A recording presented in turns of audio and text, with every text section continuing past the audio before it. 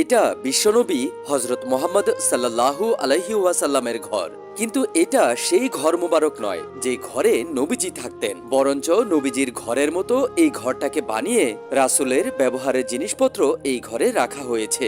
এই ঘরে আপনি যে জিনিসপত্রগুলো দেখতে পাচ্ছেন সেগুলো সব আমাদের আখেরি নবী নিজের হাতে ব্যবহার করেছিলেন। কত না বরকতময় এই জিনিসপত্রগুলো, যেগুলো আমাদের নবীজির হাত মোবারকের স্পর্শ পেয়েছে। তামাম দুনিয়ার সবচাইতে অমূল্য জিনিস হলো এগুলো, যেগুলোর মূল্য কেউই দিতে পারবে না। মহানবী সারা দুনিয়ার সর্দার ছিলেন। কুরবানি হতে চাই এমন নবীর উম্মত হয়ে, যে নবী দুনিয়ার ধন সম্পদ, আরাম আয়েশ, সুখ স্বাচ্ছন্দ্য কোনো কিছুরই চিন্তা করতেন না। মৃত্যুর আগ পর্যন্ত শুধু তিনি তার উম্মতদেরকে নিয়ে চিন্তা করেছেন। আল্লাহ তাআলা যদি তার বন্ধুকে আমাদের হেদায়েত করার জন্য না প্রেরণ করতেন, তাহলে হয়তো আমরা আজও কুসংস্কারে থাকতাম। নবীজি আপনার কাছে কতটা মহান, কমেন্ট করে জানান।